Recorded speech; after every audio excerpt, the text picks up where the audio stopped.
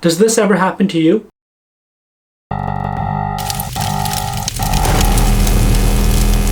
Well, fret not, friends.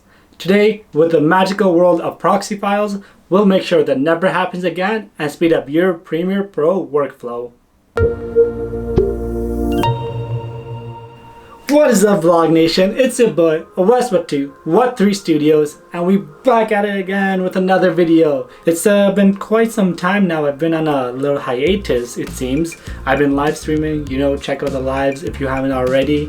But yeah, we're back at it again with the tutorials, better than ever. And to start off, we're going to be continuing the Speed Up Your Premiere Pro Workflow series. And today we're talking about proxy files. Now, I hear you asking, but Mr. Wattoo Studios, what are proxy files? I'm glad you asked, disembodied viewer. Proxy files are substitutes for your actual files, normally lower res, lower quality, so that Premiere Pro doesn't have to do as much work when you're editing, and then it'll help speed up your editing workflow. So instead of having a huge 4K drone footage shot, whatever, that barely plays on your timeline, you'll have the lower quality files whenever you're editing. And the best part is, whenever you go to export, Premiere Pro will automatically export with the original files rather than the proxy files. But enough preamble, let's hop into Premiere Pro so I can show you guys how to set this up. So yeah, here I have a single drone footage from not too long ago. So if I scrub through even on 1/8 quality, it doesn't really play back very smoothly. Especially drone footage, if you ever tried editing it on Premiere Pro, you'll find that it has like a hard time dealing with it. But that's what we have proxy files for. In our projects window right here, we're gonna right click on the file, go down to proxies, and click on create proxies. This is what the proxy menu looks like, but we're actually going to take a step back and create a preset together so you guys have something to work with here. So let's close this window. We're going to go into File, Export, Media. We're not actually exporting anything, so don't worry about whatever's in your timeline. All we're doing here is creating the preset. So for format, set it to QuickTime. And under presets, select Apple ProRes 422 Proxy. And this preset works for both Mac and Windows. So if you're a Windows user like me, don't worry about the Apple in the name. Under video, uncheck the box beside width and height and set the width to 1280. This will automatically set the height to 720. And these are just the normal parameters for 720p resolution, which is the entire point here. We're trying to really downscale that 4K footage so that it plays back a lot more smoother in our timeline. Don't worry about anything else here, except for in effects. We're going to go down and add in name overlay. Check that on. Under prefix, we're gonna type in proxy. Format, just set it to prefix and suffix only.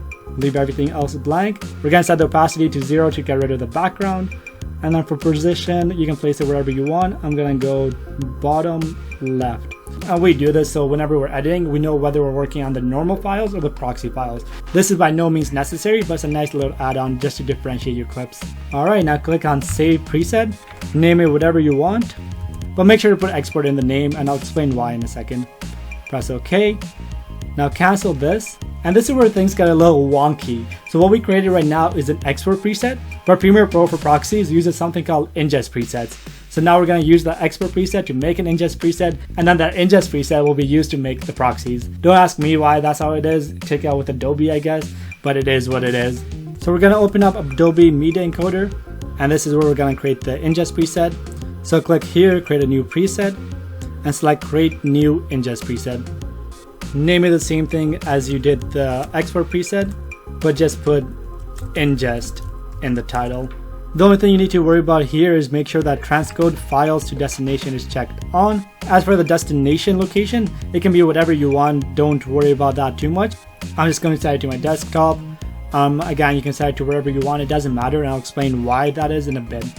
And make sure for format you choose QuickTime. Press OK, and there's your ingest preset. Now let's go back into Premiere Pro. Right click on our file, go proxy, create proxies.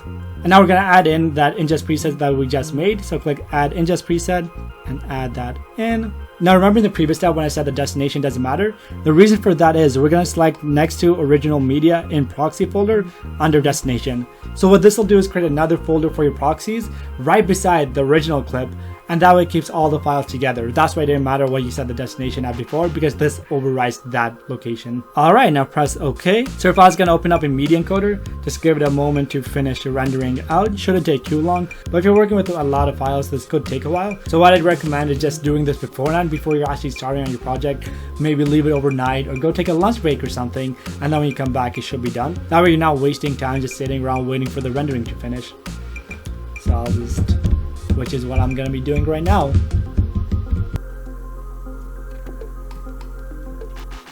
$2,000 years later. Now we'll hop back into Premiere Pro.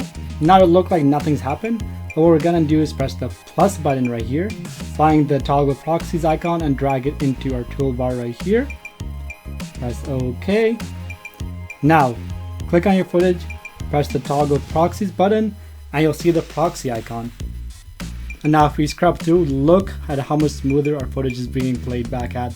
Look at that. See, if we go back to the previous footage, yeah, the difference is night and day here. And there you have it. Now I know what you're thinking, or might be thinking, or you know what, maybe this is a question that will come up in the future or whatever. So what you might be thinking is that gee golly whiskers, Jiminy Cricket, that seems like a lot of work just for that. And to be honest, now that you have the preset set up, it really isn't that much work, right? Just whenever you put in your clips, select all of them, right click, create proxy, do the whole thing, go have a snack while Media Encoder encodes, come back and start working, and all it is a simple press of a button to toggle between the two modes. Now I hope you guys found that helpful. Leave a like and a comment if you did, and subscribe if you haven't already. Hit the bell icon so you know the next time I upload a video. Tune in on Mondays to catch me live so we can chat, edit pictures, send in your pictures and I'll edit them live for you. Regardless, we'll be posting them weekly tutorials on Thursdays, back to the regular schedule. It's been your boy, Wattoo, Wattoo Studios. I'll see you next video.